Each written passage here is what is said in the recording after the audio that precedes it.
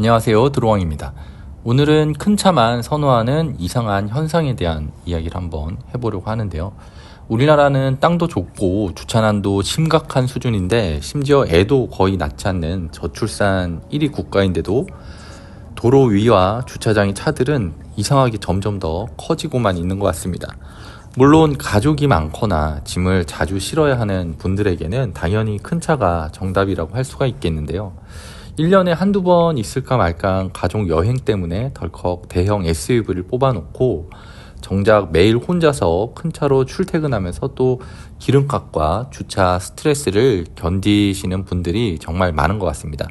사실 경제적으로 보면 굉장한 낭비라고 할 수가 있는데요.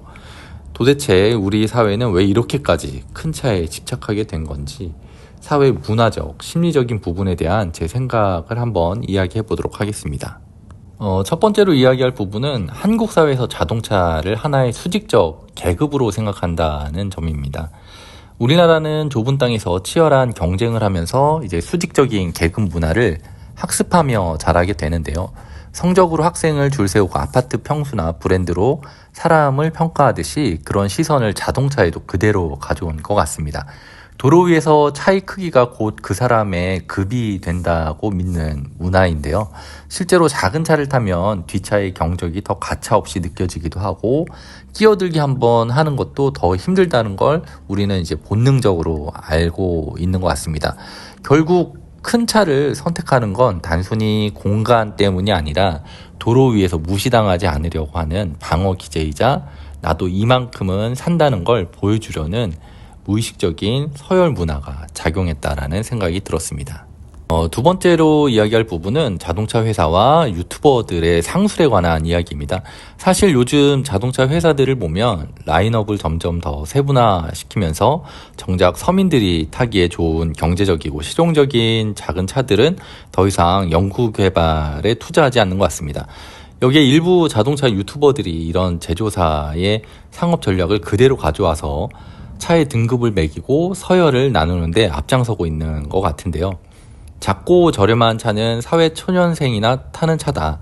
그랜저나 팰리세이드, 소렌토 같은 차들은 40대 이상의 이제 성공한 가장들이 타는 차다. 뭐 이런 식으로. 그리고 제네시스 정도는 타야 상류층이라는 식으로 끊임없이 이제 가스라이팅을 하면서 급을 나누고 있습니다. 이런 이야기들을 계속 듣다 보면 정작 나에게 필요한 용도의 차를 찾는 게 아니라 주변의 시선을 먼저 의식하게 되는 건 아닌지, 내 나이나 소득 수준에서 출퇴근용으로 부담 없는 이동수단의 소형차를 사려고 해도 이제 주변에서 무시하면 어떡하지라는 생각에 결국 무리해서 큰 차를 뽑게 되는 것 같습니다. 이런 사회적 눈치 보기와 암묵적인 룰, 그리고 허세 문화가 결국 우리를 큰 차의 굴레에 가두고 있는 건 아닌가, 그런 생각이 들기도 합니다. 세 번째로 이야기할 부분은 심리적인 부분을 이야기해 보려고 하는데요. 공간 결핍을 보상받으려고 하는 심리적인 허기에 대한 이야기입니다. 우리나라는 인구 밀도가 굉장히 높은 편이고 집도 굉장히 좁고 사무실도 굉장히 좁은 편이죠. 그래서 이제 나만의 온전한 공간을 갖기가 굉장히 힘든 부분이 있는데, 이런 환경에서 자동차는 유일하게 누구에게 또 이제 간섭받지 않는 독립된 공간을 내어주기도 합니다. 뒷좌석에 아무도 태우지 않아도 그 넓은 빈 공간이 주는 심리적인 여유나 만족감, 그 공간의 사치를 통해서 억눌린 자유를 보상받으려고 하는 그런 심리적인 부분도 작용하고 있다고 생각이 들었습니다. 네 번째로 이야기할 부분은 다목적 강박증이 만든 비효율에 관한 이야기입니다.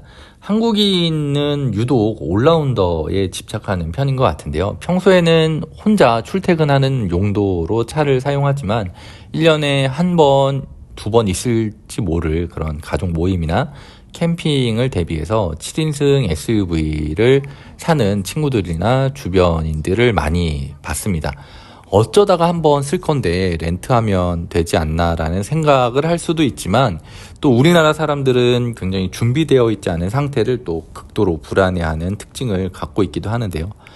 내 차가 언제 어디서든 모든 상황을 해결할 수 있어야 된다는 이 완벽주의적인 강박이 결국 365일 중에 360일을 빈 좌석으로 달리는 비효율적인 큰 차 문화를 만들고 있는 건 아닐까라는 생각도 들었습니다. 다섯 번째로 이야기할 부분은 도로 위에서 겪는 유형의 위협으로부터 자신을 보호하려고 하는 그런 심리가 깔려 있는 것 같습니다. 사실 이건 우리 운전 문화의 이제 부끄러운 자화상이기도 한데요. 도로 위에서 경차나 소형차를 타보신 분들은 공감하실 거라는 생각이 듭니다.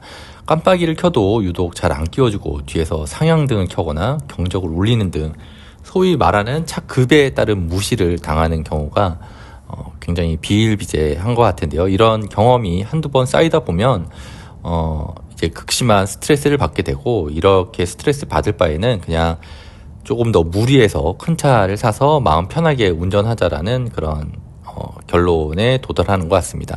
큰 차가 주는 물리적인 또 심리적인 안전도 있겠지만, 사실은 도로 위에서 정서적으로 무시받지 않으려고 하는 그런 심리적 안전장치로 큰 차를 선호하게 되는 그런 부분도 많이 있는 것 같습니다. 이런 문화들이 바뀌지 않는 한 도로 위에서 차들의 체크 키우기 경쟁은 멈추지 않을 거라는 생각이 들어서 씁쓸한 마음이 들기도 합니다.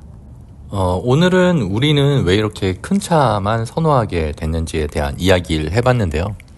큰 차 강박에서 벗어나서 이제 나에게 딱 맞는 실용적이고 경제적인 차를 선택할 수 있을까 생각해 보면 그것도 또 쉽게 우리 사회에서 변하지 않을 거라는 생각이 들기도 합니다. 남들에게 무시당하지 않으려는 허세 문화가 우리나라 사람들의 무의식에 너무 오랫동안 깊게 자리 잡고 있어서 앞으로도 풀체인지 되는 소형차들은 점점 중형차 사이즈로, 대형차는 어디까지 커질지 모르게 조금씩 계속 커지고 있습니다. 개인의 라이프 스타일에 딱 맞는 실용적이고 경제적인 차를 선택할 수 있다면 우선 좁은 길이나 주차장에서의 스트레스가 사라지는 건 물론이고, 유류비나 세금, 보험료 같은 유지비를 줄여서 이제 실질적인 가계 경제에 도움이 될 수도 있습니다. 이를 위해서는 우리 사회도 이제는 저성장 시대로 들어선 만큼 자동차 문화도 성숙해져야 되지 않을까 생각이 들었습니다. 이제는 차 크기로 사람들을 판단하는 것이 아니고 자신의 라이프 스타일에 맞게 소비하는 사람들을 존중하는 그런 문화가 정착되어야 되지 않을까 생각이 들었습니다. 그리고 유럽이나 일본처럼 작은 차를 탈 때 주어지는 실질적인 세제 혜택과 전용 주차 공간 같은 제도적인 뒷받침이 늘어난다면 굳이 무리해서 큰 차를 고집하는 현재의 이런 이상한 자동차 문화도 조금은 사라지지 않을까 생각이 들었습니다. 시청자 여러분들은 나에게 정말 필요한 자동차 크기와 공간은 어느 정도인지에 대해서 댓글 남겨주시면 우리나라에 이제 평소 타고 다니기에 어떤 차가 가장 잘 어울리는지 그런 크기나 모델을 댓글로 남겨주시면 감사하겠습니다. 다음 영상에서도 더 재밌는 자동차 문화에 대한 이야기로 찾아오도록 하겠습니다. 오늘도 시청해주셔서 감사합니다. 이상 드로왕이었습니다.